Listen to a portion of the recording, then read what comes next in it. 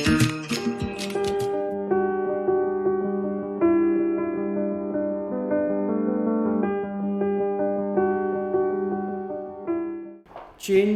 face of Urdu journalism and vernacular media after independence. हमारा मौजू है उर्दू सहाफ़त की बदलती सूरत, मकामी ज़बानों वाली सहाफ़त, और इसके साथ ही हम अपना सेशन शुरू करेंगे। दोस्तों, आप सब लोग बैठ जाइए, फिर हम शुरू करते हैं।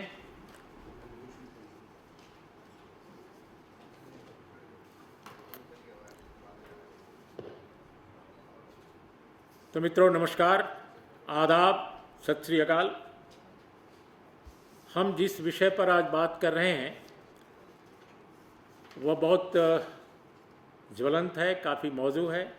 आज़ादी के बाद उर्दू पत्रकारिता का बदलता चेहरा और भाषाई पत्रकारिता या भाषाई मीडिया, यह विषय हम लोगों को चर्चा के लिए है और हम 1 घंटे में कोशिश करेंगे कि अपनी बात हम सभी लोग ख़त्म करें।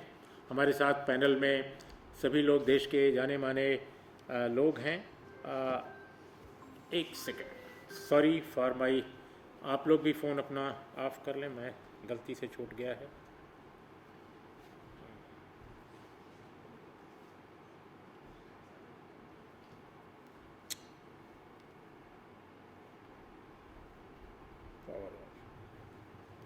हमारे साथ राहुल देव जी हैं, हमारे साथ मोहम्मद वजहुद्दीन साहब हैं, हमारे साथ अतर फारूकी साहब हैं, मधुकर उपाध्याय हैं, और एक और हमारे मेहमान आना बाकी है। तो हम लोग बात करेंगे और कोई फॉर्मेलिटी नहीं है। जब जिसको हस्तक्षेप करने का मन करे, इंटरवीन करने का मन करे, वो आज़ाद है। पहले लेकिन हम चाहेंगे कि कुछ मसलों पर शुरू में सभी लोग अपनी अपनी बात पहले कहें। मुझे लगता है ये प्रोसेस ठीक होगा। तो ये जो विषय है, आज़ादी के बाद उर्दू पत्रकारिता का बदलता चेहरा और भाषाई पत्रकारिता, मैं नहीं जानता इसके पहले के पैनल डिस्कशन में क्या प्रक्रिया रही है, लेकिन मैं समझता हूँ कि ये बेहतर एक डेमोक्रेटिक डिस्कोर्स का तरीका होना चाहिए कि पहले अपनी बात सब लोग कह लें और इसके बाद हम आपस में मशवरा करेंगे। तो दोस्तों, इंट्रोड्यूस मैं इस विषय को करूं कि हम सब जानते हैं कि 200 वर्ष जो आज हम मना रहे हैं उर्दू पत्रकारिता का, वो 1822 में चूँकि पहला जो अखबार था निकला था, और उसको जो जामे जहानुमा हरिहर दत्ता साहब कलकत्ता से निकाले थे, वो बंगाली थे और बंगाली हिंदू। लाला सदा सुख लाल उसके पंजाबी संपादक थे, और ये 6 अंक ही निकला, लेकिन एक इतिहास में उसने अपने को दर्ज कराया, एक महत्वपूर्ण हस्तक्षेप था। तो ये जो 200 वर्ष उर्दू पत्रकारिता के आज उस समय से लेकर आज तक हैं, वो बड़े दिलचस्प हैं, इस सेंस में हैं, और बहुत गौरवशाली हैं और बहुत तकलीफ़देह भी हैं। अब आप कहेंगे कि तकलीफ़देह क्यों कह रहा है ये आदमी? गौरवशाली इसलिए कि सच पूछिए तो आज़ादी की लड़ाई जो है उसमें उर्दू पत्रकारिता ही भारतीय पत्रकारिता थी, खासकर नॉर्थ इंडिया और कुछ स्टेट्स जो साउथ के थे वहाँ भी। भारतीय पत्रकारिता को सिंबलाइज करने वाली जो पत्रकारिता थी, उर्दू पत्रकारिता थी, क्योंकि हिंदी पत्रकारिता तो बाद में सामने आई, वो इवॉल्व हुई। तो गौरवशाली इस मामले में है उर्दू पत्रकारिता कि उसने भारत की आज़ादी की लड़ाई का एक तरह से बौद्धिक वैंगार्ड थी। जितने हिंदी के बड़े लेखक उस दौर के हैं, जो शुरुआती दौर के, उन्होंने तो उर्दू में ही लिखा। यहाँ तक कि भारत में हिंदी के सबसे यशस्वी लेखक प्रेमचंद की शुरुआती सारी रचनाएं उर्दू में हैं, शुरुआती। जिसको ब्रिटिश हुकूमत ने जब्त किया सोजे वतन, वह तो बिल्कुल उर्दू में है। जर्नलिज्म से जुड़े समसामयिक विषयों से जुड़े जो लेख उनके हैं प्रेमचंद के, सब उर्दू में लिखे हुए हैं। इसके अलावा भी बहुत सारे नाम मैं ले सकता हूँ। तो इसलिए मैं गौरवशाली कह रहा हूँ। और तकलीफदेह जो मैंने बात कही इस सफ़र के एक बड़े हिस्से की, वो इसलिए कि आज़ादी के बाद जिस तरह से उर्दू पत्रकारिता क्रमशः उसके दुर्दिन आते गए, हालात बिगड़ते गए, वो बहुत ही तकलीफदेह वाक़या है। क्यों हुआ, कैसे हुआ, इसके लिए कौन शक्तियाँ जिम्मेदार हैं, कौन फैक्टर्स जिम्मेदार हैं, सोशल फोर्सेस और सोशल फेनामिना, सोशल प्रोसेसेस, किसका कितना रोल है। मैं समझता हूँ कि हमारे जो पैनलिस्ट हैं इस पर भी बात करेंगे। और जहाँ तक वर्नाकुलर प्रेस की बात है, हम वर्नाकुलर शब्द इस्तेमाल करते हैं भाषाई पत्रकारिता के लिए, वो इसलिए कि ब्रिटिश जो इंटेलेक्चुअल्स थे वो भी इसी तरह की भाषा यूज़ करते थे। लेकिन हम तो कहेंगे भारतीय भाषाओं की पत्रकारिता, और उसमें दक्षिण से लेकर उत्तर तक, खासकर बंगला पत्रकारिता, उसका बहुत बड़ा योगदान है शुरुआती दौर का। और दक्षिण में भी मलयालम हो, तमिल हो, तेलुगु हो, तो हम इन तमाम इश्यूज़ को टेकअप कर सकते हैं। हालांकि विषय हमारे पास बहुत कम है। अब आज हिंदी पत्रकारिता जिस मुकाम पर है आप देख रहे हैं, बहुत इसका दायरा जो उर्दू पत्रकारिता के सामने शुरुआती दौर में बिल्कुल कुछ नहीं था, आज बड़े बड़े अखबार, चमकीले, रंगीले, बड़े बड़े विज्ञापनों से सजे हुए, और टेलीविज़न चैनल, आप चाहें तो टेलीविज़न चैनल कह सकते हैं, बहुत सारे लोग उसको गोदी मीडिया कहते हैं, और बहुत सारे लोग उसको टीवी पुरम कहते हैं। तो आप जो भी कह लीजिए, तो उसका क्या हाल है दुनिया के टेलीविज़न के जर्नलिज्म में, इंडियन टेलीविज़न इंडस्ट्री, खासकर हिंदी टेलीविज़न इंडस्ट्री का क्या हाल है, खबर कहाँ है, विश्लेषण कहाँ है, प्रोपेगेंडा कितना है, नॉनसेंस कितना है, सेंस कितना है, ये बहुत सारे विषय आपके सामने हैं। जब राहुल देव जी ने शुरुआत करी थी अपने एंकरिंग की, तब टीवी पत्रकारिता क्या थी, आज क्या है, क्या विचार, सोच और इन्फॉर्मेशन के लिए कोई जगह है, बहुत सारे इश्यूज़ हैं। तो इसलिए मैं इंट्रोडक्शन में इससे ज़्यादा नहीं बोलूँगा। हमारे इतने विद्वान मित्र हैं कि मैं उनके लिए छोड़ता हूँ। लेकिन हम एक सवाल ज़रूर करके अपनी बात हम बैठेंगे कि 1857 में उर्दू पत्रकारिता का जो अहम रोल है, मैं तो कहूँगा कि भारतीय पत्रकारिता का पहला शहीद उर्दू पत्रकारिता के हैं, मौलवी बाकर साहब, और वो भी दिल्ली के। लेकिन हम उनको भारतीय पत्रकारिता का पहला शहीद क्यों नहीं कहते? मैं इतने वर्षों से जर्नलिज्म में हूँ, टाइम्स ऑफ इंडिया में काम किया, उस ग्रुप में, हिंदी के अखबार में, हिंदुस्तान टाइम्स के हिंदी अखबार में काम किया, भास्कर में काम किया, राज्यसभा टेलीविज़न का एग्जीक्यूटिव एडिटर रहा। लेकिन मैं स्वयं नहीं जानता था कि पत्रकारिता का पहला शहीद कौन है। मैं स्वयं नहीं जानता था। आई वॉज टोटली इग्नोरेंट, क्योंकि हमसे पहले के लोगों ने हमें बताया नहीं था। सबसे पहली बार जब मेरे दोस्त, और जिस दवायर पर मैं प्रोग्राम पेश करता था मीडिया मंथन, उसके editor in chief, founder editor Siddharth ने एक आर्टिकल लिखा, सिद्धार्थ वरदराजन ने, तब मैंने पहली बार मौलवी बाकर साहब का नाम सुना और उनके अखबार के बारे में सुना। ये भी मेरा इग्नोरेंस, मैं ईमानदारी से कह रहा हूँ। जैसे डॉक्टर बी आर अम्बेडकर के बारे में नहीं जानता था, मैं इलाहाबाद यूनिवर्सिटी के दिनों में बिल्कुल नहीं जानता था, पढ़ा लिखा नहीं था। और जब मैंने डॉक्टर बी आर अम्बेडकर को जेएनयू आने के बाद पढ़ाई उनकी शुरू की, तब मैं चकित रह गया। मुझे लगा कि इतना बड़ा दार्शनिक, इतना बड़ा विचारक, पहले मैं सिर्फ उनको एक दलित आइकन समझता था, लेकिन बाद में मुझे लगा कि भारत के आज़ादी की लड़ाई का सबसे बड़ा अगर इंटेलेक्चुअल अगर कोई है, दार्शनिक विचारक है, जिसने भारत की कॉम्प्लेक्सिटीज़ को इतने खूबसूरती के साथ दर्ज किया है, वो डॉक्टर बी आर अम्बेडकर है। कोई माने न माने, तो बहुत सारे इग्नोरेंस को हमारे समाज में जगह मिली है। तो मैं कुछ ज़्यादा बोल गया।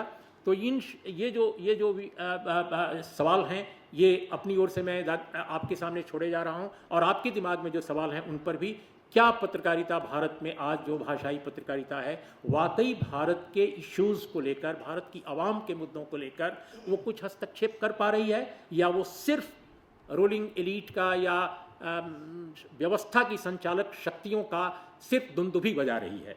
तो ये मेरे सवालात हैं, और आप लोगों के दिमाग में जो हैं बिल्कुल खुला है, मेरी बातों पर बिल्कुल आप कोई ज़रूरी नहीं कि उन्हीं के इर्द गिर्द आप बात करें, आपके लिए फ्री है। सबसे पहले मैं शुरुआत करता हूं अपने दोस्त मधुकर उपाध्याय से, जो जिनका परिचय आप सब लोग जानते हैं, बीबीसी के साथ काम कर चुके हैं, पीटीआई के साथ काम कर चुके हैं और देश के कई अखबारों के साथ। नमस्कार, आदाब।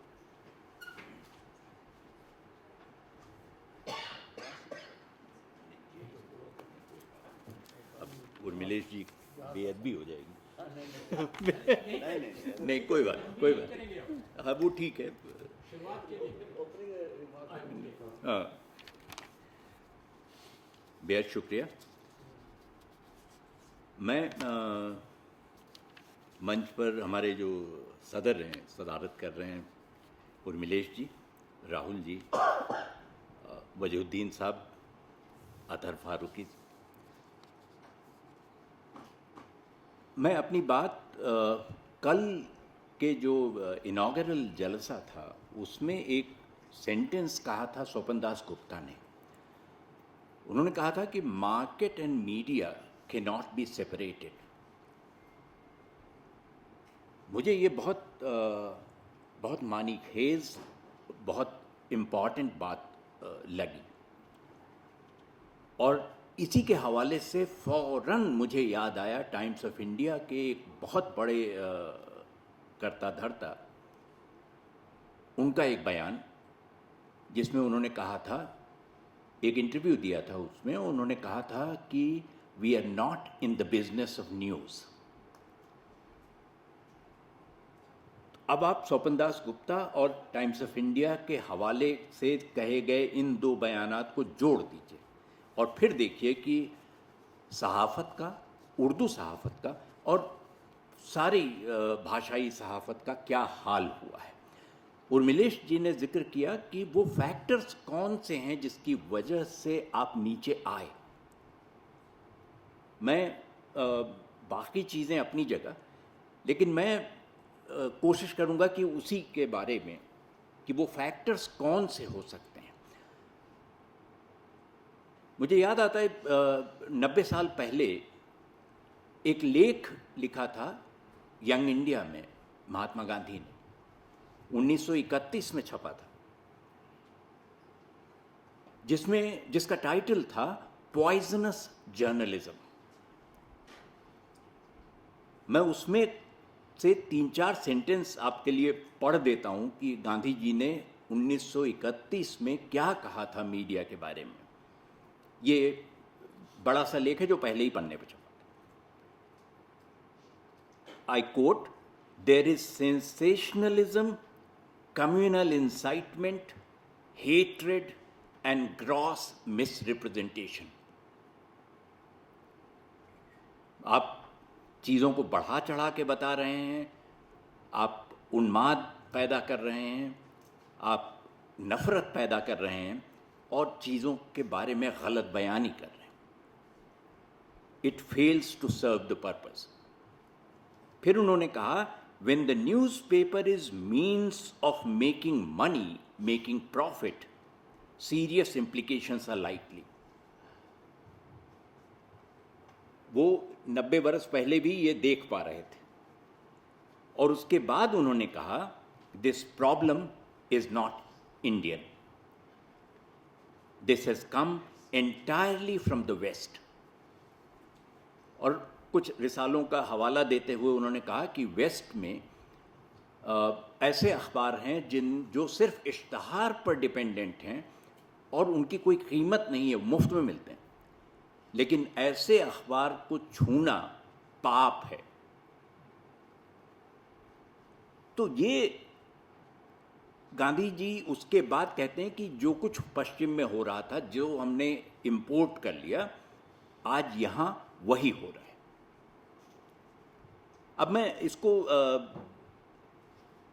देखता हूँ कि ये अगर मामला सिर्फ इक्तसादी है, सिर्फ रुपए पैसे की बात है कि उसी की वजह से चीज़ें ऊपर उठी और उसी की वजह से नीचे गई, तो इस पर थोड़ा सा गौर करने की ज़रूरत है।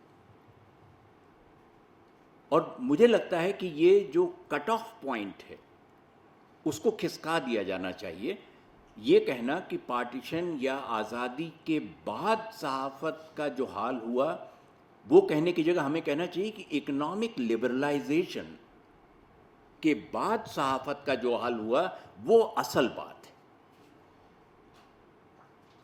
इसका पार्टीशन से उतना मतलब नहीं है। पार्टीशन तक तो एक रवायत चली आ रही थी और तब भी जर्नलिज्म अपनी जगह कायम था, लेकिन इकोनॉमिक लिबरलाइजेशन आने के बाद 1991 के बाद चीज़ें ज़्यादा ख़राब हुई, ज़्यादा तेज़ी से बिगड़ी। मैं बहुत तफसील से नहीं, लेकिन मैं ये कहना चाहता हूँ कि ये जो अदब और सहाफ़त दो चीज़ें हैं। उर्मिलेश जी ने भी जिक्र किया कि शुरू के ज़माने में तो जितने अदब के बड़े लोग थे वही सहाफ़ी भी थे, और जो सहाफ़त में वो लिखते थे वो वही था जो बाद में अदब का हिस्सा बन गया। बहुत सारे लोग ऐसे हैं जिनके बारे में ये कहा जाता है। प्रेमचंद का हवाला दिया उन्होंने। प्रेमचंद खुद, हालांकि उनका कोई रिसाला नहीं था, लेकिन भारतेंदु हरिश्चंद्र ले लीजिए आप, सदा सुखलाल ले लीजिए आप, नवल किशोर को देख लीजिए, जितने भी नाम आप गिनाना चाहें गिना लीजिए। और बाद के ज़माने से तो अज्ञे और रघुवीर सहाय और दुनिया जहान के लोग आपको मिल जाएंगे।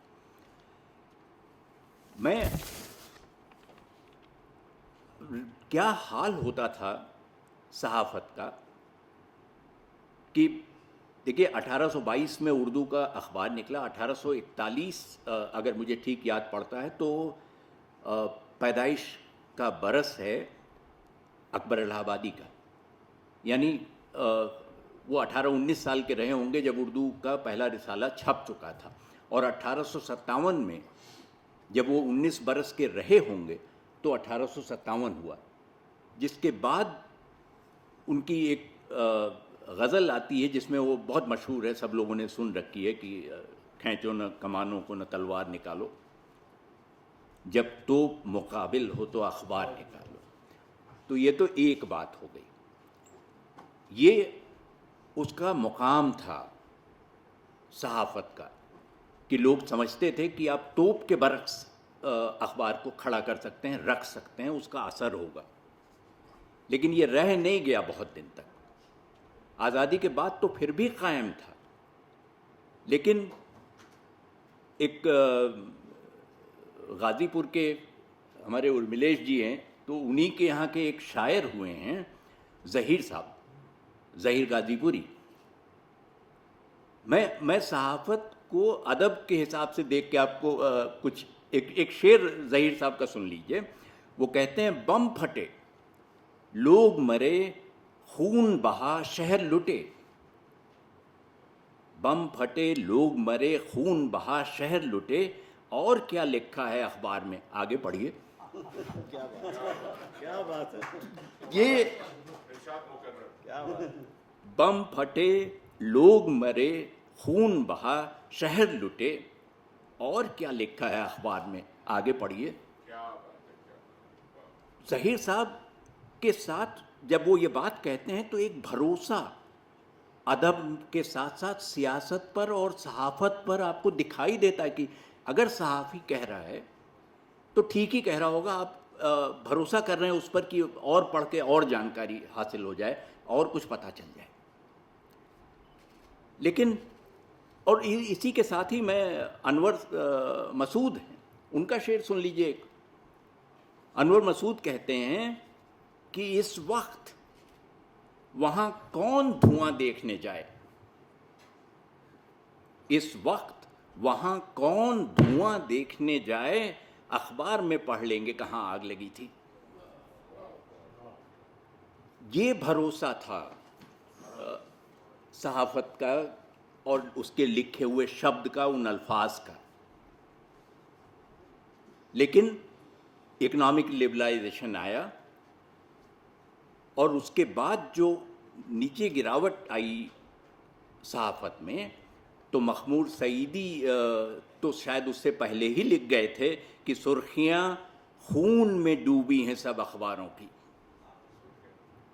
सुर्खियाँ खून में डूबी हैं सब अखबारों की, आज के दिन कोई अखबार न देखा जाए। सुर्खियाँ खून में डूबी हैं सब अखबारों की, आज के दिन कोई अखबार न देखा जाए। और जब इकोनॉमिक लिबरलाइजेशन से और 10-20 बरस बीत गए और ये लगा कि अब शायद जो सियासी माहौल है वो बदल रहा है या चीज़ें बदल रही हैं, तो उसी में ग्वालियर के एक शायर हैं नुसरत साहब, उनका शेर है, और ये मैं चाहूँगा इस पर तवज्जो आप ध्यान दीजिएगा, निहायत खूबसूरत शेर है। वो कहते हैं कि रात के लम्हात खूनी दास्तां लिखते रहे, रात के लम्हात खूनी दास्तां लिखते रहे, सुबह के अखबार में हालात बेहतर हो गए। झूठ, फरेब, मक्कारी से सहाफ़त में कहाँ से दाखिल होती है, अदब उसका रिफ्लेक्शन आपको दिखा रहा है।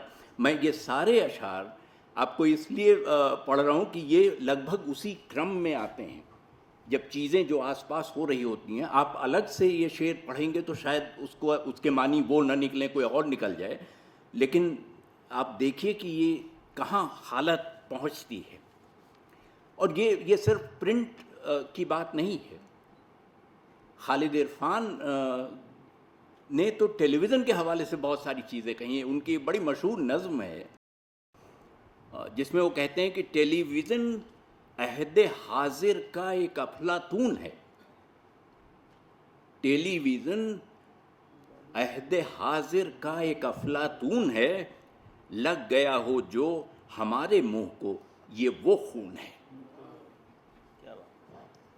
तो ये तो आप कहाँ जा रहे हैं और कैसे जा रहे हैं। और मैं अपनी बात ख़त्म करूं, क्योंकि ये जो गिरावट है, शायद हमने इसका आखिरी हिस्सा नहीं देखा है, तो अभी तैयार रहिए, और ज़्यादा गिरावट आएगी। और क्यों आएगी वो भी इक़्तिसादी मामला है। और उन्हीं खालिद इरफान का एक और उनकी एक नज़्म है जिसका एक हिस्सा है कि इश्तहार इस तरह लाजिम है ख़बरनामे के बाद, इश्तहार इस तरह लाजिम हैं ख़बरनामे के बाद, जैसे फुल स्टॉप की मौजूदगी कौमे के बाद। शुक्रिया। शुक्रिया मधुकर जी। मैं समझता हूँ कि मधुकर ने बहुत महत्वपूर्ण बातें कही हैं, और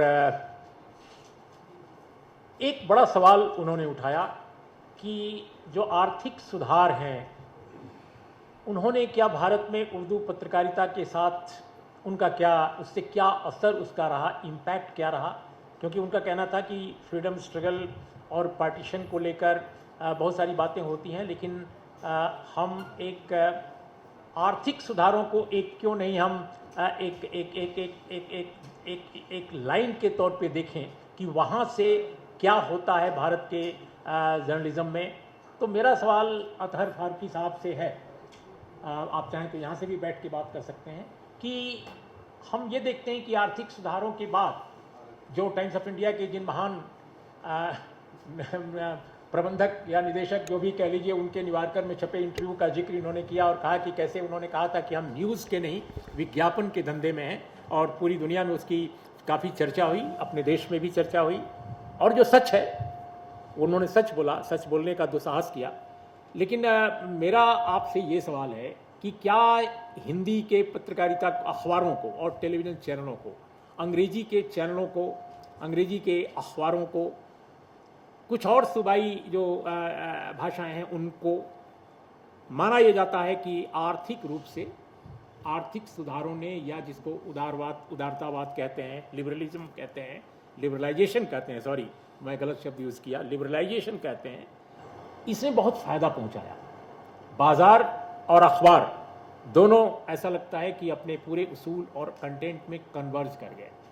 तो उर्दू पत्रकारिता के साथ ऐसा क्या हुआ कि उसे आर्थिक सुधारों या लिबरलाइजेशन से उस पर क्या असर पड़ा, या क्या फ़र्क पड़ा, या बिल्कुल बेअसर रहा, या असर अगर पड़ा तो उर्दू पत्रकारिता की माली हालत, आर्थिक हालत क्यों ख़राब हुई, इस पर कुछ हमें रोशनी डालिए, क्योंकि नया विषय ये लगता है। और मधुकर का मैं बहुत धन्यवाद करता हूँ कि उन्होंने इसको उठाया। शुक्रिया। और मेरे साहब, मेरे ख्याल में मैं शुरू जो बात आपने कही इसी से करूं, और मेरे ख्याल में ये तो बात एक ही जुमले में हो जाएगी। बाज़ार जो है उर्दू में उसके बहुत सारे कॉनोटेशंस हैं। तो बाज़ार अगर किसी का भला कर सकता है तो उसने उर्दू सहाफ़त का भी किया होगा, और बाज़ार ने जितना गारत हिंदुस्तानी माशरे को किया उतना ही उसने उर्दू सहाफ़त को भी किया। तो बहरहाल इस पे ज़रा तफसील से बात करेंगे, लेकिन मुझे मुनासिब ये मालूम होता है कि मैं कल भी एक सेशन में था और वो इन लोगों की बहुत कोशिश के बावजूद भी बहरहाल इतना बड़ा काम इन्होंने किया, तो वो इंतज़ामी, तो मैं पहले ख़ुद को मुतारिफ़ करा दूँ ताकि मैं अपनी बात कहूँ तो वो बात कहीं तक पहुँच जाए। मेरा नाम अतहर फ़ारूक़ी है, और सर सैयद ने जब उर्दू हिंदी कंट्रोवर्सी शुरू हुई थी तो जो एजुकेशन कमीशन बनवाया था उसके लिए उन्होंने एक इदारा बनाया था जिसका नाम बदलते बदलते 1903 में अंजुमन तरक्की उर्दू हिंद हो गया।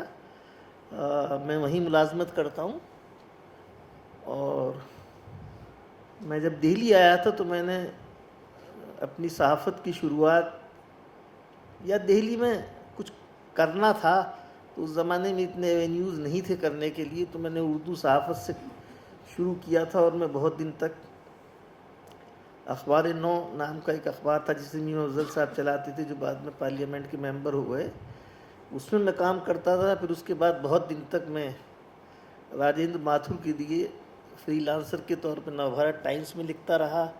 फिर साप्ताहिक हिंदुस्तान बंद होने तक मैंने साप्ताहिक में लिखा, और मेरी एक किताब है Muslims and media images news versus views, जो ऑक्सफोर्ड यूनिवर्सिटी प्रेस ने छापी है। और कहते ये हैं कि किताब की शेल्फ लाइफ 3 साल 4 साल होती है, मगर वो तकरीबन 24 साल के बाद भी अभी वो किताब बिकती है बाज़ार में। तो ये तो बहरहाल एक बात हुई। तो मुझे मेरा ख्याल है कि इसके बाद ये बात कहने में मुझे आसानी होगी। एक और ज़िमनी बात यह है कि शायद आप में से बहुत लोगों ने पढ़ी हो, रॉबिन जेफरी की एक बहुत मशहूर सीरीज़ है जो उन्होंने इकोनॉमिक एंड पॉलिटिकल वीकली में लिखी थी, हिंदुस्तानी ज़बानों की सहाफ़त के ऊपर, जिसमें जो उर्दू के ऊपर उनका मज़मून था उसका उन्वान था उर्दू जर्नलिज़्म या Urdu press colon waiting for citizen Kane. तो मेरा ख्याल ये है कि जिन लोगों को मजमूई तौर पे उर्दू सहाफ़त, वो हिंदुस्तानी ज़बानों की सहाफ़त को समझना है, उन्हें उस सीरीज़ को पढ़ना चाहिए जिसमें तकरीबन सारी बड़ी ज़ुबानों की जो सहाफ़त है उसको उसके रीजनल कैरेक्टर के साथ उसका इहाता किया गया। और रॉबिन जेफरी 2-3 साल तक उसके लिए फील्ड वर्क करते रहे थे। 7 years. 7 He has years. written in the introduction. 7 years. दूसरी ये है कि हम लोग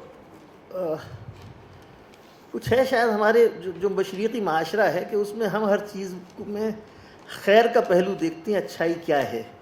तो उससे हमने एक बाइनरी बना ली है कि हर चीज़ को या तो अच्छा होना चाहिए या बुरा होना चाहिए, और बुनियादी ख्याल हमारा ये है कि हर चीज़ को अच्छा होना चाहिए, आदमी को भी अच्छा होना चाहिए, माशरे को भी अच्छा होना चाहिए। और ये कमबख्त शैतान पता नहीं कहाँ से आ गया है, वरना तो चीज़ें सिर्फ अच्छी होनी चाहिए। चीज़ें ना अच्छी होती हैं ना बुरी होती हैं, वो अपने पर्सपेक्टिव में होती हैं। तो जो उर्दू सहाफ़त है उसको भी उसी के पर्सपेक्टिव में देखना चाहिए। और इससे पहले कि मैं दूसरी बात कहूँ, मैं पहले उम्मिलेश जी के सवाल का जवाब दे दूँ कि जब आपके यहाँ 91 में लिबरलाइजेशन, पता नहीं कितना सही लफ्ज़ है उसके लिए, वो बहरहाल अजीब तकरीब काराना डिस्ट्रक्टिव चीज़ थी वो। तो उसके बाद हमारे यहाँ जो इंडिपेंडेंट अखबारात थे, ख़ास तौर पे दिल्ली और लखनऊ से, उनकी तबाही शुरू हुई। साउथ के अखबार बच गए, बॉम्बे के अखबार बच गए, दिल्ली के अखबार तबाह होने शुरू हो गए, और उनकी जगह कॉरपोरेट के अखबारात ने ले ली। और सहारा शुरू हुआ, फिर उसके बाद इनकलाब शुरू हुआ।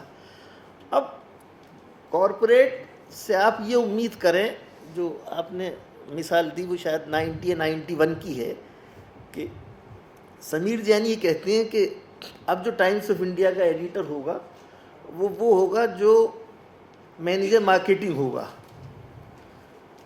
तो कॉरपोरेट हाउस के मालिक को यही कहना चाहिए, उससे शिकायत किस बात की है, मगर उससे पहले आपको शिकायत उस एडिटर से होनी चाहिए, दिलीप पटगांवकर से, जो ये कहता है कि हिंदुस्तान में प्राइम मिनिस्टर के बाद दूसरा सबसे ताकतवर आदमी मैं हूँ। और ये बात भी शायद उन्होंने ह्यूमिलिटी में कही होगी, और ना वो कहना तो ये चाहते थे अपनी एरोगेंस में कि प्राइम मिनिस्टर से ज़्यादा ताकतवर आदमी मैं हूँ, पावरफुल।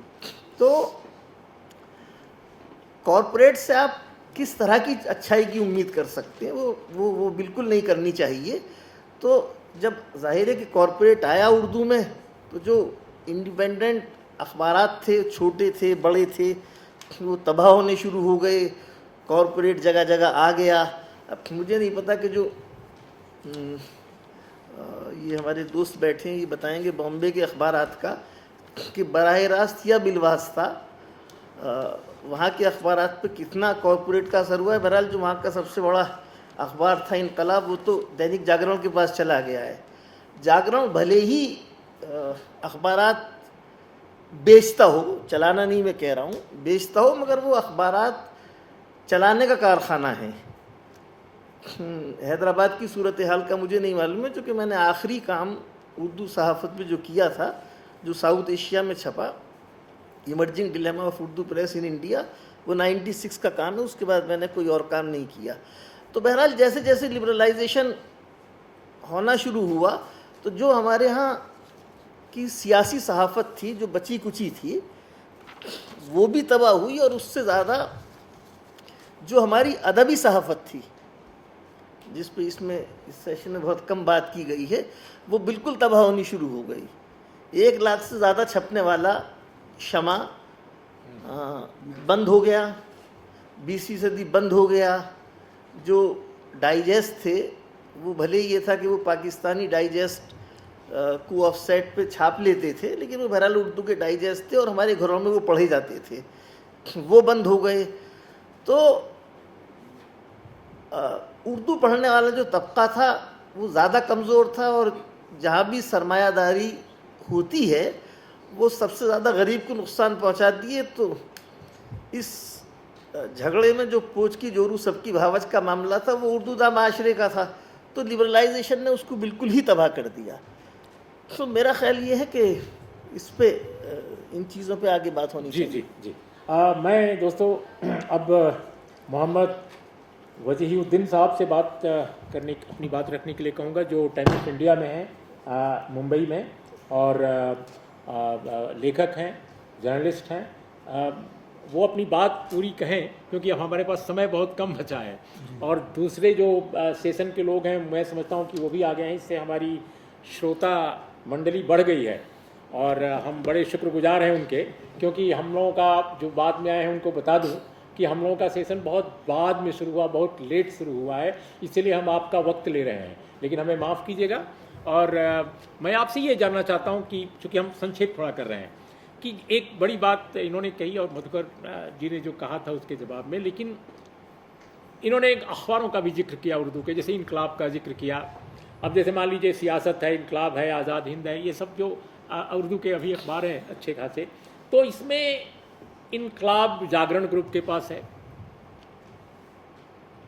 लेकिन आज़ाद हिंद भी शायद बिकने की तरफ जा चुका है। आज़ाद हिंद भी जा चुका है जी। तो जो बंद हो गया, अच्छा, तो जैसे इनकलाब है, तो इनकलाब में अगर कश्मीर को लेकर या अयोध्या को लेकर या बिल्किस बानो को लेकर जिस तरह की खबरें छपती हैं, जिस तरह की एनालिसिस आती है, मैं उर्दू तो पढ़ नहीं पाता, लेकिन मैं चूँकि मीडिया पर कार्यक्रम करने की कभी आदत रही, एक दौर में हमारा हो रहा, तो हम पूछते थे लोगों से, खासकर उर्दू जर्नलिज्म की, कि भाई क्या छप रहा है, कैसे छप रहा है। तो वो जो उनका ओरिएंटेशन है, उनका जो पर्सपेक्टिव है, बिल्कुल डिफरेंट है। और जागरण का तो आप जानते ही हैं, वो तो आप भी पढ़ लेते हैं, हम भी पढ़ लेते हैं सभी। तो एक ही ग्रुप में दो तरह की, अब जैसे उदाहरण के तौर पे एबीपी एक चैनल है और उसका जो एक अंग्रेजी अखबार है टेलीग्राफ है, दोनों का अलग अलग पर्सपेक्टिव है एक ही विषय पर। ये जो एक द्वंद्व है, आप इसको कैसे देखते हैं, और उर्दू जर्नलिज्म के साथ जो कुछ हुआ है इस कॉन्टेक्स्ट में आप कैसे एलिबरेट करेंगे? बहुत बहुत शुक्रिया, बहुत इंटरेस्टिंग आपने सवाल उठाया। मैं उससे पहले 1 मिनट में सिर्फ जो है थोड़ा सा बता दूं कि यहाँ पर इतने बड़े बड़े जर्नलिस्ट राइटर्स के बीच में एक अंग्रेज़ी अखबार में काम करने वाला अगर किसी वजह से हूँ यहाँ, तो उसकी सिर्फ एक वजह है कि उर्दू से मैं मोहब्बत करता हूँ। मैंने कभी उर्दू अखबार में काम नहीं किया, लेकिन ये चूँकि माँ की ज़ुबान है, मादरी ज़ुबान है, तो माँ की सारी चीज़ अच्छी लगती है, उनका हंसना भी, उनका डांटना भी। तो इस वजह से चूँकि उर्दू से मोहब्बत है तो उर्दू की चीज़ें पढ़ता रहता हूँ और उर्दू अखबारात को मैं रेगुलरली पढ़ता हूँ। और कभी कभी कोशिश ये करता हूँ कि जो कुछ आती है, चाहे वो कमेंट्री के तौर पे हो, एनालिसिस के तौर पे हो, उसको रिपोर्ट भी करने की कोशिश करता हूँ अपने अखबार में। मुझे याद आता है कि जब मैं बॉम्बे में 1995 में गया और एशियन एज और फिर के बाद कुछ ऐसा मामला हुआ कि मुझे जो है चाहिए था किसी अखबार में, तो किसी तरह से मैं मालविका सांघवी जो उस वक्त बॉम्बे टाइम्स की एडिटर थी उनके पास पहुंच गया। और वो चूँकि मैं फीचर राइटर शुरू से ही रहा, और इत्तफाक की बात यह है, यहाँ पर शाया नईम बैठी हैं, कि फीचर्स जो है वो चूँकि सॉफ्ट स्टोरीज होती हैं, तो मैंने जो महसूस किया 20-25 साल में, ज़्यादा लड़कियाँ उसमें ज़्यादा रहती है। तो I have always been minority. मैं फीचर एशियन एज में भी 4 लड़कियाँ, तो अकेला फीचर राइटर, फिर इंडियन एक्सप्रेस में 4 लड़कियाँ, मैं अकेला, टाइम्स ऑफ इंडिया में यही हाल है। तो मैं हमेशा जो है माइनॉरिटी में रहा हूँ। तो मालविका सांघवी जानती थी, जो एशियन एज से मेरी चीज़ें कुछ पढ़ती थी, तो मैं उनके पास पहुँच गया कि because I had quit Asian Age. तो उनके पास गया और बहुत सारी बातें, उन्होंने कहा कि मैं तो जानती हूँ तुमको, लेकिन मसला ये होगा कि हमारा जो प्रोफाइल है बॉम्बे टाइम्स का, वहाँ पे मुझे लगता है कि एचआर वाले जो हैं, मैं वो नहीं रहे जिंदा, मैं उनका नाम नहीं लेना चाहता हूँ, वो जो है शायद कुछ उनको डाउट हो, बट एनीवे। तो मैंने कहा कि ma'am I know Urdu also. तो उसने बोला, हंस के कहा कि Urdu is over qualification in Bombay times, तो वो शायद तुम्हारे लिए नहीं जमेगा। मैंने कहा ठीक है। तो बहरहाल वो अच्छा ही हुआ है, मैं आप समझता हूँ कि अच्छा हुआ कि बॉम्बे टाइम्स में उन्होंने, वो तो चाहती थी एचआर वाले को मैं पसंद नहीं आया, शायद मेरा चेहरा पसंद नहीं आया या जिस तरह की चीज़ें मैं लिखता था, तो अच्छा हुआ कि नहीं गया। और मैं कुछ सालों के बाद जो है फिर मैं टाइम्स ऑफ इंडिया में आ गया, और वहाँ जो कुछ करना चाहता था वो पिछले 15 साल से मैंने खूब जम के किया, खूब लिखा और खूब लिखता हूँ। जहाँ तक आपका सवाल है, जो आपने कहा बिल्कुल ही सही सवाल है। मैं आपको बता दूं कि कुछ दिन पहले खालिद अंसारी जो इनकलाब के और मिड डे के मालिक थे, उनसे उनका बॉम्बे प्रेस क्लब में उनकी किताब आई है, उन्होंने ऑटोबायोग्राफी अपनी लिखी है, उस पर जिक्र चल रहा था। तो यही सवाल जो मैंने उनसे ये पूछा कि आपने जो है सबसे पहले ये कि आपने बेचा क्यों, बिकॉज इनकलाब जो है उनके वालिद का था, इनकलाब उनका नहीं था, but mid day was his baby. और मैंने यही सवाल पूछा कि आपने जो है पहले इसको बेचा क्यों। तो उन्होंने कहा कि मैंने जो कुछ बिजनेस के कुछ डिसीजन लिए which was very wrong and which affected us, and that's why we had to leave and sell the company. आपने जो कहा कि इनकलाब या दूसरे उर्दू अखबार जो मैं पढ़ता हूँ, तो मिड डे का जो पर्सपेक्टिव है सेम इशू पे, और इनकलाब का अगर आप पढ़ेंगे, उसकी हेडलाइन पढ़ें, उनके एनालिसिस पढ़ें, उनके एडिटोरियल पढ़ें, बिल्कुल आपको डिफरेंट लगेंगी।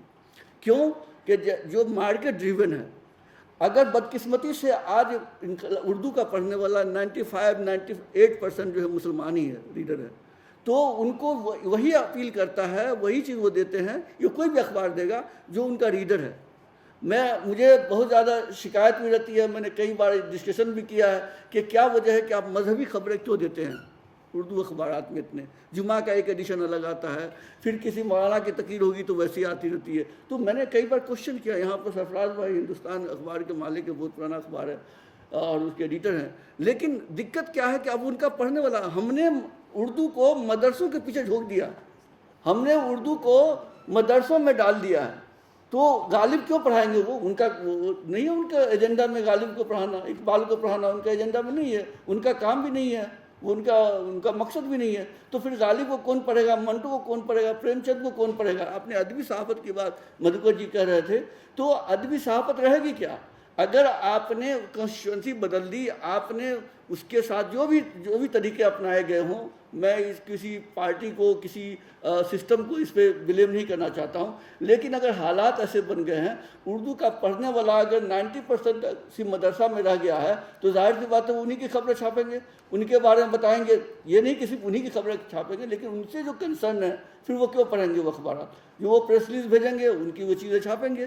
तो ये सब चल रहा है, लेकिन ये बिल्कुल सही है कि अगर किसी भी इशू पे जो कंसर्निंग है अगर कम्युनिटी के ताल्लुक से, तो वो उसमें उर्दू अखबारात वही स्टैंड लेते हैं जो उनको अपील करता है, चाहे वो ट्रिपल तलाक का मामला हो, चाहे आपका हिजाब का मामला हो, या दूसरे जो मामलात होते हैं। अगर वो कम्युनिटी से कंसर्निंग है तो वो लार्जर जो कम्युनिटी का कंसर्न है या जो उनकी सोच है उसी को वो उजागर करते हैं। ये एक बात रही।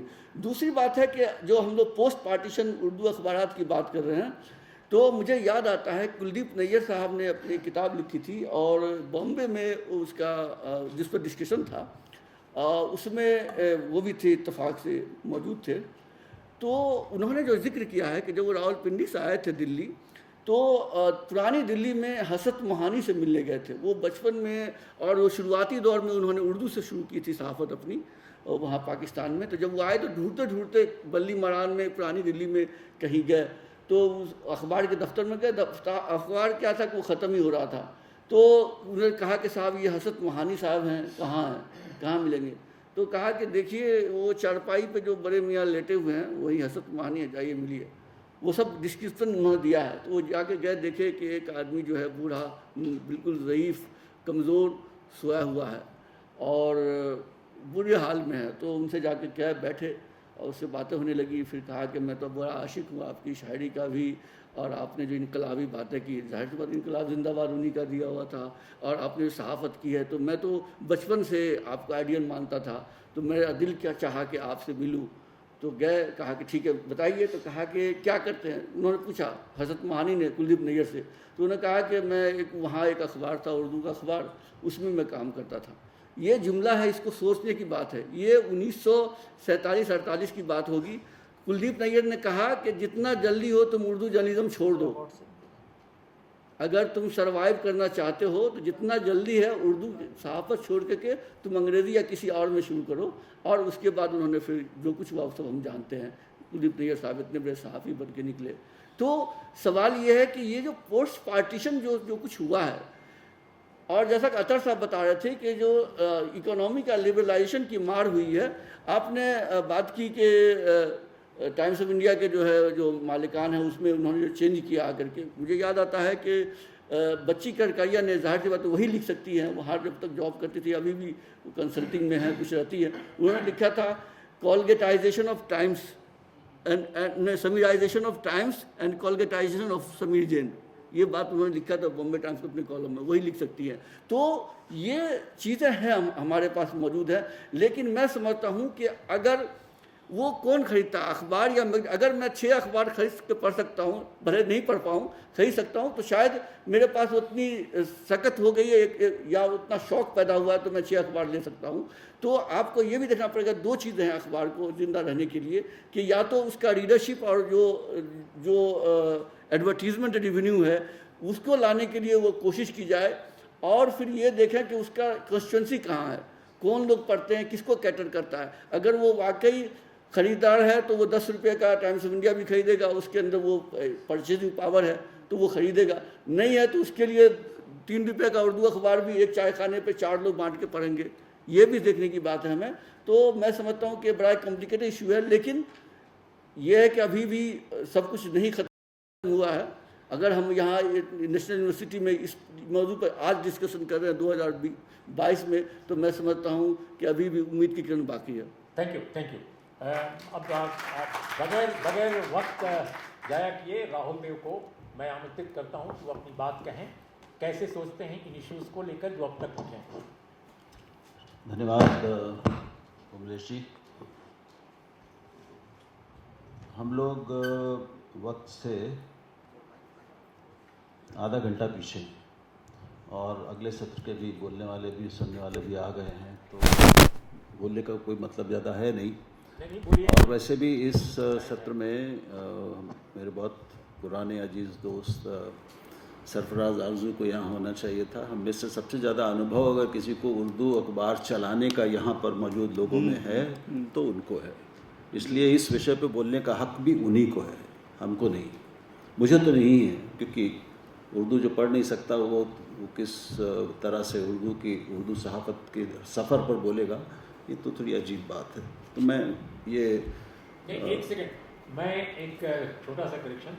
देखिए, ये जो विषय रखा है इन लोगों ने, आज़ादी के बाद उर्दू पत्रकारिता का बदलता चेहरा और भाषाई मीडिया आज के कॉन्टेक्स्ट में, मुझे विषय याद है, इसीलिए तो आपको मुझे विषय याद था, उस पर मैं कुछ कह रहा था, ऐसा नहीं कि मैं भूल गया था। ये अफरोज भाई, तो मैं ये कह रहा था, इसलिए मैं उर्दू सहाफ़त के सफ़र पर नहीं बोलूँगा कि वो आज़ादी के बाद कैसे बदली है, क्योंकि मैं उसका हकदार नहीं हूँ। मैं इसलिए भाषाई पत्रकारिता पर बात करूँ।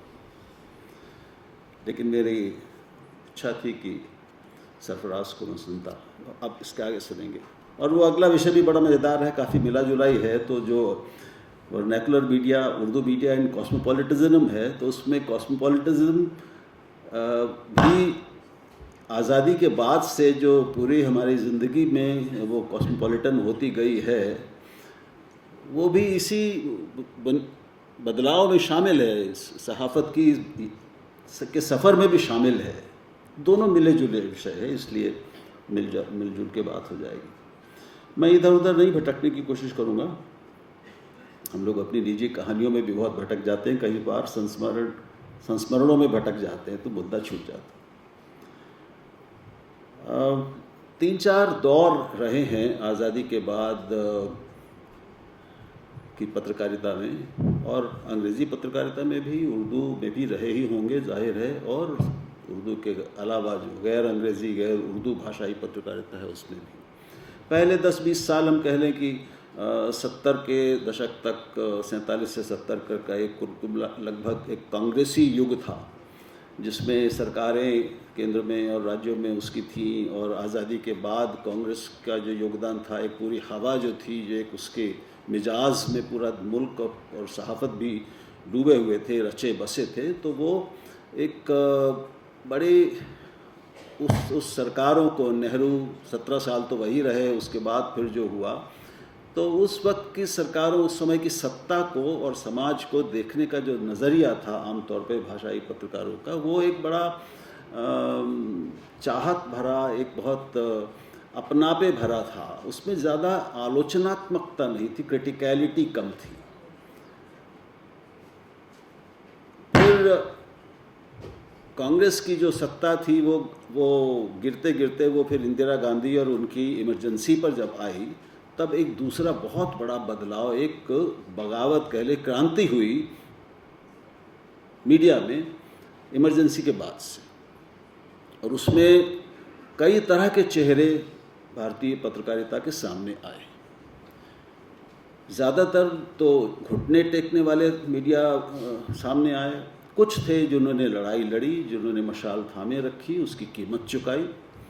बहुत सारे पत्रकार हम लोग जानते हैं, लेकिन हमारे बच्चों को जानना चाहिए कि इमरजेंसी के दौरान बहुत बड़ी तादाद में पत्रकार, संपादक जेल गए, बहुत जुल्म हुए उनके ऊपर, कुछ लोग बर्बाद हो गए, बहुत सारे और हज़ारों दूसरे लोगों के साथ। तो वो कीमत पत्रकारिता ने चुकाई।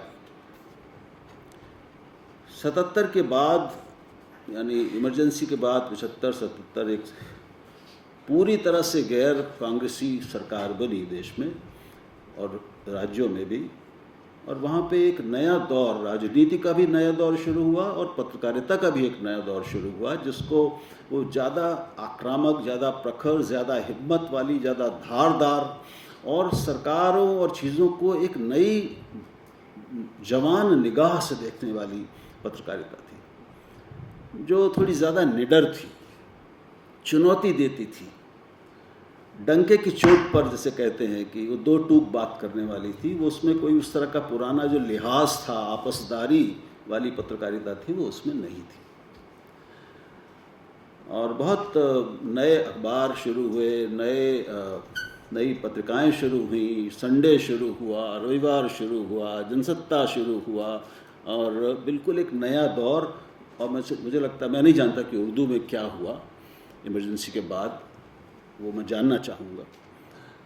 तो एक वो फिर दौर चला। फिर तीसरा जो बड़ा बदलाव आता है वो बदलाव है जिसका जिक्र उर्मिलेश जी कर रहे हैं। 91 में जो आर्थिक उदारीकरण की नई राह पर देश चला, तो हमें इस मुगालते में नहीं रहना चाहिए कि 1991 से पहले बाज़ार और सहाफ़त के बीच में कोई रिश्ता नहीं था। दुनिया में, पूरी दुनिया में दो ही तरीके हैं सहाफ़त के यानी मीडिया के ज़िंदा रहने के। या तो वो राज्य के सरकारों के आश्रित होकर रहे, उनकी गोद में बैठकर रहे, उनके टुकड़ों पर रहे, या फिर वो बाज़ार के रहे। बाज़ार यानी अंततः बाज़ार क्या है? वो इंसान है जो कोई भी चीज़ का स्वाद लेने के लिए, इस्तेमाल करने के लिए पैसे देता है, वो चीज़ लेता है और फिर उसका इस्तेमाल करता है। अखबार भी एक ऐसी चीज़ है। तो अखबार, हम खबरें जानना चाहते हैं, हम चीज़ों को समझना चाहते हैं, तो हम पैसे देते हैं, अखबार या रिसाला ख़रीदते हैं और उसको पढ़ते हैं। मुफ्त तो नहीं हो सकते, तो पैसा तो चाहिए। तो इसमें कोई, हमें इस मुगालते में कोई न रहे। मैं अपने दोस्तों से भी गुजारिश करूँगा कि 91 से पहले बाज़ार नहीं था कि मीडिया बाज़ार में नहीं था। मीडिया हमेशा, स्वतंत्र मीडिया हमेशा बाज़ार के भीतर ही ज़िंदा रह सकता है और रहा है, और आज भी ज़िंदा है और रहेगा। कोई तीसरा रास्ता अभी तक दुनिया के सामने आया नहीं। तो कुछ ये भ्रम हमें नहीं पालने चाहिए। हम लोग कई बार की आइडियोलॉजी में, विचारधारा में फंस जाते हैं, उसका ज़रूरत नहीं है उसकी। तो बाज़ार के बाहर हम जिंदा नहीं रह सकते, ये समझ लेना चाहिए। उससे पहले भी जो अखबार थे, पहले तो अखबार ही थे। सन 90 से पहले, 95 से पहले तो सिर्फ अखबार थे, टीवी उस बाद में आया। तो वो कौन चलाता था? किन लोगों ने शुरू किए थे? वो लालाओं ने शुरू किए थे, वो सेठों ने शुरू किए थे, वो पूंजीपतियों ने शुरू किए थे। पूंजी तब भी काम करती थी, तब भी मशीनों के लिए ज़रूरत होती थी। आज भी सरफराज को नई प्रिंटिंग प्रेस खरीदनी होती तो पैसा चाहिए उसके लिए कई करोड़ का। पहले भी लगते, पहले लाखों में होता था, वो अब करोड़ में हो गया। इससे बड़ा ज़्यादा फर्क नहीं है, बुनियादी चीज़ें एक ही। तब भी विज्ञापन पर ही अखबार चलते थे ना। समीर जैन से पहले कोई क्या किसी और चीज़ पर चल रहे थे। तो उन्होंने एक जो चीज़ थोड़ी पीछे थी, क्या पोशीदा थी या छिपी हुई थी, उसको उजागर कर दिया, खोल के सामने रख दिया। असली सच्चाई उससे पहले भी वही थी। तो उनको हम खामखा खलनायक बना रहे हैं। खलनायक वो हैं एक अलग तरीके से, लेकिन उसको अभी छोड़ दें हम। असलियत की बात करनी चाहिए, उससे हम लोग भटक जाते हैं बहुत। तो 91 के बाद से जो उदारीकरण हुआ, कोई ऐसा नहीं हुआ कि उससे पहले केवल लाइसेंस परमिट यानी सब कुछ सरकारी होती थी, केवल पब्लिक सेक्टर था, कोई इंडिपेंडेंट कोई बाज़ार नहीं था। अब जरा ये बाज़ार जो था, निजी बाज़ार, वो खुल गया। विदेशी निवेश के लिए, विदेशी पूंजी के लिए खुल गया। यहाँ के लोगों को भी कुछ कानून हल्के किए गए, ढीले किए गए, तो यहाँ भी जिनके पास पैसा था उन्होंने पैसा लगाया, नई चीज़ें शुरू हुई, कारखाने वाखाने जो कुछ भी है। उससे नए विज्ञापन भी शुरू हुए, नए विज्ञापन देने वाले भी लोग शुरू हुए, नए उत्पाद शुरू हुए। उससे अखबारों के विज्ञापन बढ़ने लगे, विज्ञापन की से कमाई बढ़ने लगी। और वही एक कमाई है। हम और आप जो 3 या 4 रुपए अखबार का देते हैं, वो उसकी लागत का 25% भी नहीं होता। मैं चाहूँगा सरफराज आप ये बताएं ज़रूर, लोगों को जानना ज़रूरी है। लोगों को पता नहीं है, अखबार पढ़ने वाले को, कि उसकी असली लागत क्या है, कीमत क्या है। तो हमारे आपके पैसे से अखबार और चैनल नहीं चलते हैं, वो चलते हैं विज्ञापन के। तो कृपया विज्ञापन और इसको लेके कोई दिमागी धुंध मत रखिए अपने दिमाग में कि ये बड़ी कोई पाप जैसी चीज़ है, बाजार और विज्ञापन और पैसा, कि इससे काम चलेगा नहीं, कोई फ़ायदा नहीं इसमें। काश चलता तो, लेकिन वो फिलहाल दुनिया ऐसी ही है जैसे हम देख रहे हैं। तो उससे एक नई मशीनें, नए तरह का कागज़, ज़्यादा रंगीन पत्रकारिता, फिर लाइफस्टाइल पत्रकारिता, ये सब होने लगी। हो सकता है कि उर्दू में भी होता हो, कुछ ना कुछ तो हुआ ही होगा। मनोरंजन की दुनिया की ताकत बड़ी होने लगी, वो ज़रूर फिल्मों पे ज़्यादा छपने लगा होगा, ये सब हुआ होगा। क्योंकि एक नई पीढ़ी भी आ गई जो पहले जैसी गरीब नहीं थी, उसकी जेब में कुछ पैसा था, इसलिए उसके शौक़, उसके सपने, उसकी जीवन शैली वो भी ज़रा फैली, उसको अच्छी चीज़ें अच्छी लगने लगी और उसको खरीदने की ताकत भी थोड़ी बढ़ने लगी। इन सब का असर, ये सब एक दूसरे से मिला जुला होता है। समाज एक अलग खांचा, मीडिया एक अलग खांचा, सरकार और राजनीति अलग खांचा और बाजार अलग खांचा, ऐसा है नहीं ज़िंदगी में। सब कुछ मिला जुला है एक दूसरे, और हर चीज़ एक दूसरे को प्रभावित करती है। राहुल जी, आयोजक संयोजक जो हमारे कार्यक्रम के हैं, हाँ। वो पूरा करना है कि अब कंक्लूड करना है? नहीं, मैं तो दरअसल मैं कह रहा था, मैं तो सुनना चाहता हूँ अगले उसमें हमारे दोस्त क्या बोलेंगे। तो ये जो बदलाव है, अभी हम एक चौथे, अंतिम बात कह लूँ, एक वाक्य, अभी हम चौथी बड़ी क्रांति के समय में हैं, जब बाज़ार के साथ साथ उसको सांप्रदायिकता कहूँ या उसको एक संकीर्णता की एक नई एक लहर कहूँ, आंधी कहूँ, और जो दोनों ओर से शायद होगी, क्योंकि कुछ भी एक तरफा नहीं होता, उसकी एक आंधी चल रही है। ये एक चौथा दौर है जिसमें दुश्मनियां हैं, अब कंपटीशन नहीं है, समाज के स्तर पे भी, संप्रदायों के स्तर पे भी, मीडिया के स्तर पे भी। तो आज समाज भी पहले से कहीं ज़्यादा, सबसे ज़्यादा बंटा हुआ समाज है, मीडिया भी पहले की तुलना में सबसे ज़्यादा बंटा हुआ मीडिया है। ये एक नया दौर है, इससे आगे क्या नतीजे निकलेंगे, ये बात कहाँ तक जाएगी हम नहीं जानते। अभी हम एक बहुत रोचक, बहुत ही मज़ेदार, लेकिन बहुत ही दुखद दौर से गुज़र रहे हैं। बहुत हमें गंभीर होकर, संजीदा होकर इसको समझने की कोशिश करनी चाहिए, और बहुत जल्दबाजी में कुछ नतीजे निकालने की कोशिश से अगर बच सकें तो अच्छा होगा। यह भी समझने और सीखने और अंदाज़ लगाने का है कि आगे चीज़ें कहाँ जाएगी, और उसमें हम क्या कर सकते हैं, ये सोचने का है। शुक्रिया। बहुत बहुत धन्यवाद राहुल जी।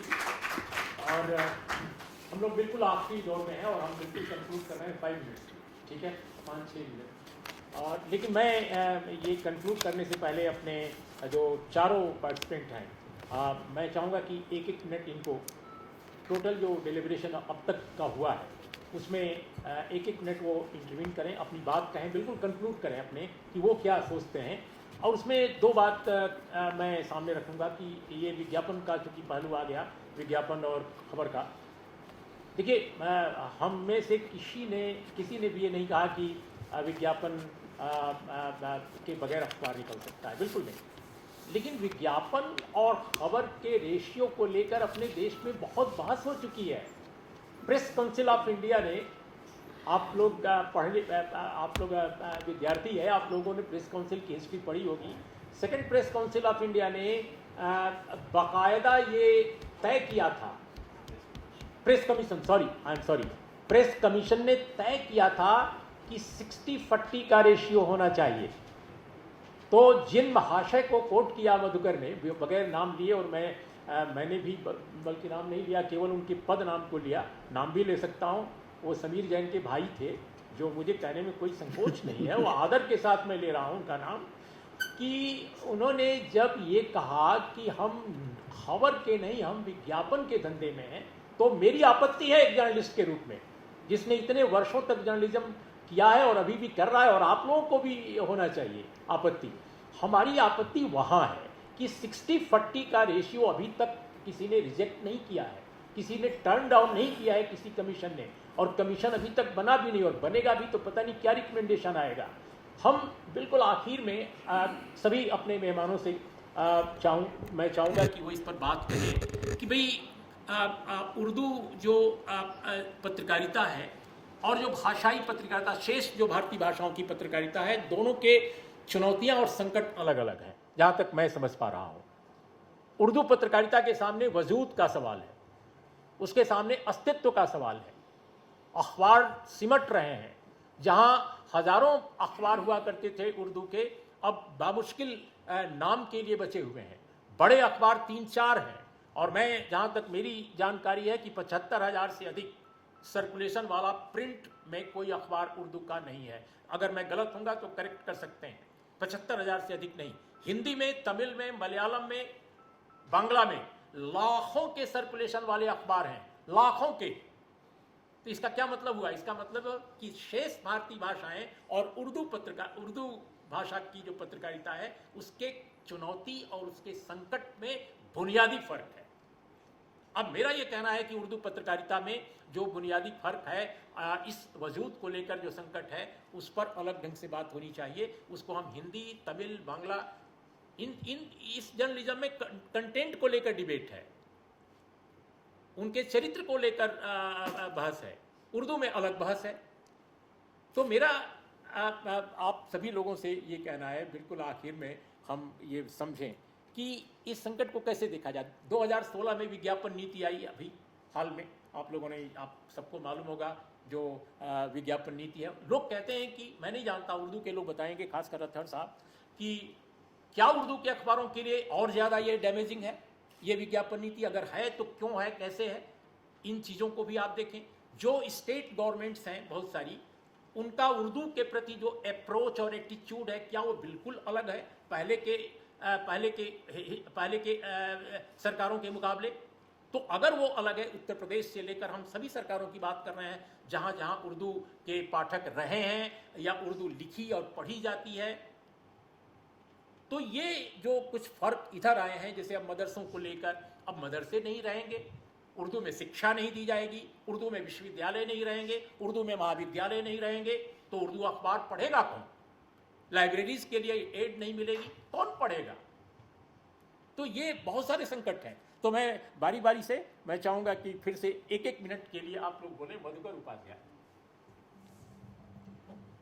देखिए, मुझे सिर्फ एक छोटी सी बात लगती है, उर्दू का मुस्तकबिल मुझे, और उसकी सहाफ़त का मुस्तकबिल मुझे बहुत ठीक ठाक और अच्छा दिखाई देता है, बशर्ते वो टेक्नोलॉजी अडॉप्ट करें। एक दूसरा, एक जुमला इस्तेमाल होता है जो लोग मैनेजमेंट पढ़ते हैं, उसमें उसको आईबॉल अप्रोच कहते हैं। जो पॉलिसी यूट्यूब या दूसरे दीगर ऐसे प्लेटफॉर्म्स की होती है कि अगर आप आईबॉल्स ले आ सकते हैं तो इश्तहार आपको मिलेंगे। इश्तहार एक्सेप्ट करने में परेशानी नहीं है। वो आईबॉल अप्रोच अगर उर्दू अडॉप्ट करे तो शायद हम उस तरफ सही रास्ते पर चल रहे होंगे और जल्दी पहुंचेंगे जहां पहुंचना चाहते हैं। जी, अतहर साहब। दो छोटी छोटी बातें। एक तो ये एक सवाल उठाया गया जिसका शायद जवाब मिला नहीं यहाँ, कम से कम स्टेज से मुझे उसे एड्रेस करना चाहिए कि वो जागरण के दो अखबार हैं। मिसाल के तौर पे हिंदी में जागरण है और उर्दू में वो इनकलाब है, ये कैसे मैनेज होता है? तो जनाब, बाज़ार में तो लाला जी की दुकान पे सब कुछ होता है, तो जो कस्टमर को चाहिए वो होता है। और इसकी भौंडी मिसाल ये है, जो कम से कम उर्दू के उसमें है, कि आप दुबई में जाइए, जिसे ये कहते हैं कि प्रीडोमिनेंटली मुस्लिम स्टेट है, इस्लामिक नहीं मुस्लिम स्टेट है, वहाँ आपको डिपार्टमेंटल स्टोर पे पोर्क भी मिल जाएगा। और अब जो एक बचा हुआ मुस्लिम मुल्क था, वहाँ भी कुछ जगह ऐसी बनने वाली हैं, तो वहाँ वो सब हो जाएगा। तो वो उसमें जब आप बाज़ार जाएंगे तो फिर मैंने कहा ना कि बाज़ार हमारे यहाँ उर्दू में बड़ा वसीउल माना लफ्ज़ है, तो उसमें वो मिलेगा। और आखिर में मधुकर साहब ने महमूद साहब का एक शेर पढ़ा, तो मुझे भी उनका एक शेर याद आ गया, और ये इमरजेंसी का है जो उन्होंने लाल किले में पढ़ा था इंदिरा गांधी की मौजूदगी में। तो जो लोग उर्दू सहाफ़त पे काम करना चाहते हैं, और जो दूसरा मिसरा है उसमें शहीद का लफ्ज़ है, तो शायद मौलवी मोहम्मद बाकर की तरफ इशारा है कि सियासत कौन कहता है इसे ये तो डकैती है, सियासत कौन कहता है इसे ये तो डकैती है, सुनो रूहे शहीदाने वतन आवाज़ देती है। हाँ, वज़ीरुद्दीन साहब। जी, मैं चूँकि यहाँ पर कुछ नौजवान भी हैं और वही फ्यूचर है हर चीज़ का, हमारे मुल्क का भी और उर्दू सहाफ़त या दूसरे सहाफ़त का भी। तो मैं एक मिनट में सिर्फ उनसे बात करना चाहूँगा कि मुझे नहीं लगता कि जब हम जर्नलिस्ट बनना चाहते थे तो मेरे वालिद नहीं बनाना चाहते थे बहुत, और अक्सर जर्नलिस्ट की वही कहानी है, आप किसी से पूछ लीजिए कि उनके माँ बाप नहीं चाहते थे, और इस दौर में तो और नहीं बनाना चाहेंगे। लेकिन आप लोगों को अगर वाकई तय कर लिया है तो तमाम मुखालफतों के बाद, चाहे जितना जिहाद करना पड़े, जितनी लड़ाई करनी पड़े, आप ज़रूर जर्नलिस्ट बने, क्योंकि ये लाइफ जो है बड़ा ही एडवेंचरस है। मैं नहीं समझता कि दुनिया के कोई प्रोफेशन जो है इतना ज़्यादा लिमिटलेस आपको अपॉर्चुनिटीज़ देगा दुनिया को देखने का, लोगों से मिलने का, समझने का, जो मैं महसूस करता हूँ। मैं चाहता हूँ कि आने वाली नस्ल जो है उसमें से एक हिस्सा वो मेडिकल, इंजीनियरिंग, IAS, FIAS सबको किनारे करके और सच को सच बताने की हिम्मत रखो और अपने कलम को कि धार को तेज करो और इस प्रोफेशन को अपनाओ। बिल्कुल बिल्कुल। एक मिनट में आप इसको भी बताएं, क्योंकि आप आह्वान कर रहे हैं, call, you are calling upon the people to I mean join. लेकिन उर्दू पत्रकारिता के साथ हमने ये सुना है बहुत सारी बातें, पता नहीं कितना सच है, या इवन हिंदी पत्रकारिता में भी, कि बहुत सारे जो माइनॉरिटी कम्युनिटी के लोग हैं या सबाल्टर्न सेक्शंस के लोग हैं, वो अगर आना चाहते हैं मीडिया में तो उनके लिए जगह नहीं है और डाइवर्सिटी नहीं है न्यूज़ रूम में। और रॉबिन जेफरी का इन्होंने जिक्र किया, आई थिंक आपने किया। रॉबिन जेफरी ने तो अपनी किताब में एक्सपोज ही कर दिया इंडियन मीडिया के पूरे तौर तरीके और उसकी सोशियोलॉजी को लेकर। तो बहुत सारे उर्दू के पत्रकार और बहुत सारे हिंदी के भी पत्रकार जो बेहतर जर्नलिज्म करना चाहते हैं, वो तुरंत जंप करना चाहते हैं अंग्रेजी में, सो दैट कि उनको जगह मिले, उनको काम मिले और उनको जीने की आज़ादी मिले और लिखने की आज़ादी मिले। देखिए, ये बात सही है कि अंग्रेजी जर्नलिज्म का जो उसको चाहे वो कोट अनकोट ग्लैमर कह लीजिए, उसका आउटरीच कह लीजिए, अब जाहिर सी बात है जो जर्नलिस्ट हमारे कई दोस्त जो हैं जो दूसरे अखबारात में या सपोज के उर्दू के में काम करते हैं, जो टाइम्स ऑफ इंडिया में या हिंदुस्तान टाइम्स में करता है, जाहिर सी बात है उनका जो रीच है वो बिल्कुल अलग है। अब 200 वर्ड की आर्टिकल जो है मैं जो लिखता हूँ तो मुझे उसका रिकॉग्निशन यानी ये कि लोग उसको देखते हैं, पढ़ते हैं, फ़ोन करते हैं, तो ये ज़रूर हुआ, ये तो फ़र्क है इसमें कोई। लेकिन इसका मतलब ये नहीं है कि सब कुछ ख़त्म हो चुका है, ऐसा नहीं है। और बल्कि अगर आप उसमें कहा ना को पैशन बना लीजिए ना, अगर आपको हिंदी पत्रकारिता में पैशन है तो जरूर बनिए, आप टॉप में जाइए। आपको अगर उर्दू से बहुत शौक है, बहुत अच्छा लिखना जानते हैं या करने की कोशिश करते हैं तो आप कीजिए। और जहाँ तक आपने कहा कि गिलास सीलिंग, तो वो तो हर फिल्म में है। वो जो मैं वर्ड नहीं यूज़ कर, लेकिन मैं जो कहते हैं कि ब्राह्मणिज्म, नॉट ब्राह्मण, इसको समझिए, तो ब्राह्मणिज्म तो रहा है हमारे समाज में और वो कुछ हद तक आज भी मौजूद है। लेकिन उसके बावजूद भी दरभंगा के गांव से मैं आपको अपनी तारीफ नहीं करता हूँ, वजीहुद्दीन टाइम्स ऑफ इंडिया में बॉम्बे में पहुँच सकता है, तो मैं समझता हूँ कि कुछ भी हो सकता है। क्या बात है, बहुत ही शानदार समापन किया आपने कि वो वहाँ से पहुँच सकते हैं। राहुल देव जी, बिल्कुल आखिरी टिप्पणी। वैसे तो इस दौर की इजाज़त वक्त नहीं दे रहा था और उसमें भी बहुत वक्त चला गया है। मुझे सिर्फ 2 बातें कहनी है। एक तो मैं कल से जो कहना चाहता था वो इस सत्र से जुड़ी नहीं है, पूरे इस कॉन्फ्रेंस से जुड़ी हुई है। वो ये कि कल हमने सुना और हम जानते हैं कि हिंदी उर्दू का रिश्ता कितना करीबी है। और तारिक रहमान जो पाकिस्तान के सबसे बड़े लिंग्विस्ट हैं, भाषाविद हैं, उनकी एक बड़ी मशहूर किताब है from Hindi to English to Urdu. ये उर्दू के सफ़र की कहानी है, फ्रॉम हिंदी टू उर्दू। ये पाकिस्तान में छपी, वहाँ के लिंग्विस्ट तारिक रहमान की किताबें पढ़ें। वो हिंदी मुझे यहाँ कहीं दिख नहीं रही, और जिस भाषा से सब उर्दू सहित सारी भाषाओं को खतरा है सबसे बड़ा, वो अंग्रेज़ी ही यहाँ उर्दू के साथ खड़ी दिख रही है।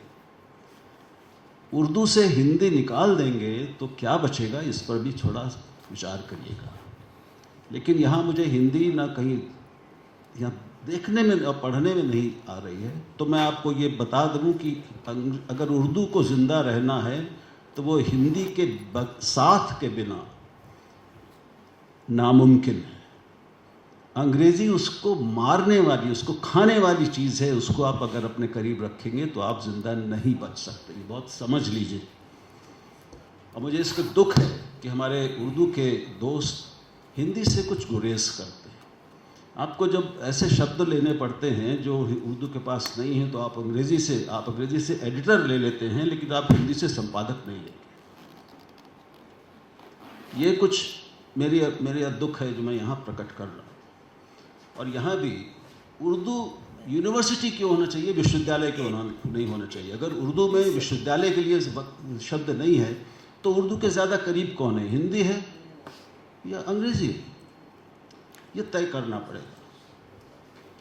हिंदी और उसका जो पूरी जो दुनिया है, जो हमारी आपकी साझी दुनिया है, उसको छोड़ के हम जो अपना जिससे खतरा है हम उसके करीब जाएंगे, तो इस पर कुछ मुझे और आगे कहना नहीं। इसका मतलब समझ लेना चाहिए, उसका नतीजा क्या निकलेगा वो भी समझ लेना चाहिए।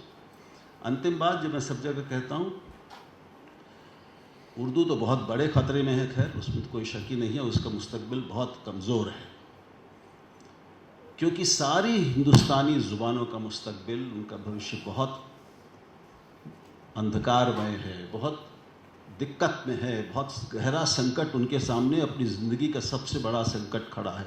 आप मैं इसको मैं सिद्ध कर सकता हूँ, करता ही रहता हूँ हर उसमें, आज नहीं उसमें जाऊँगा। सिर्फ एक चीज़ कि जिस दिन इस देश में सारे बच्चे अंग्रेज़ी मीडियम स्कूलों में पढ़ने लगेंगे, अभी वो 50% हो चुके हैं, सबसे तेज़ी से ये बढ़ रही है तादाद, ये अनुपात सबसे तेज़ी से बढ़ रहा है, प्रोपोर्शन, ठीक है।